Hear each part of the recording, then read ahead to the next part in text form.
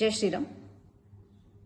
టాలీవుడ్ ఇండస్ట్రీకి సంబంధించి ఒక ప్రముఖమైన కొరియోగ్రాఫర్ షేక్ జానీ బాషా, జానీ మాస్టర్ అని పిలువబడే ఒక కొరియోగ్రాఫర్ సెక్షువల్లీ అసాల్ట్ చేస్తున్నాడు అని చెప్పి ఒక జూనియర్ కొరియోగ్రాఫర్ పోలీస్ స్టేషన్లో కంప్లైంట్ ఇచ్చినప్పటికీ ఇంతవరకు పోలీస్ యంత్రాంగం కానీ రాష్ట్ర ప్రభుత్వం కానీ దానిపై స్పందించకపోవడం చాలా దురదృష్టకరమైన విషయం.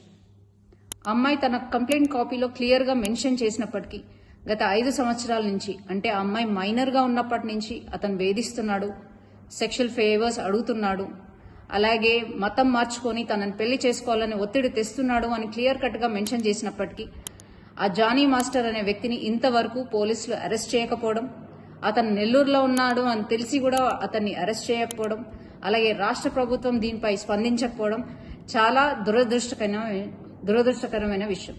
ఇది క్లియర్ కట్గా లవ్ జిహాద్ కేసు. ముస్లిం అబ్బాయిలు హిందూ అమ్మాయిలను ట్రాప్ చేసి వాళ్ళ మతం మార్చి వాళ్ళని చిత్రహింసలు పెట్టే ఇదొక ప్రక్రియని రోజు రోజుకి ఎక్కువైతున్నప్పటికీ కూడా మన రాష్ట్ర ప్రభుత్వం నిమ్మకు నీరెత్తినట్టు కూర్చోవడాన్ని భారతీయ జనతా పార్టీ మహిళా మోర్చా తీవ్రంగా ఖండిస్తుంది. రోజు రోజుకి రాష్ట్రంలో అత్యాచారాలు అన్యాయాలు పెరుగుతున్నప్పటికీ మన సీఎం రేవంత్ రెడ్డి గారు, కేర్ ఆఫ్ హోమ్ మినిస్టర్ గారు నిర్లక్ష్య వైఖరిని మేము తీవ్రంగా ఖండిస్తున్నాం.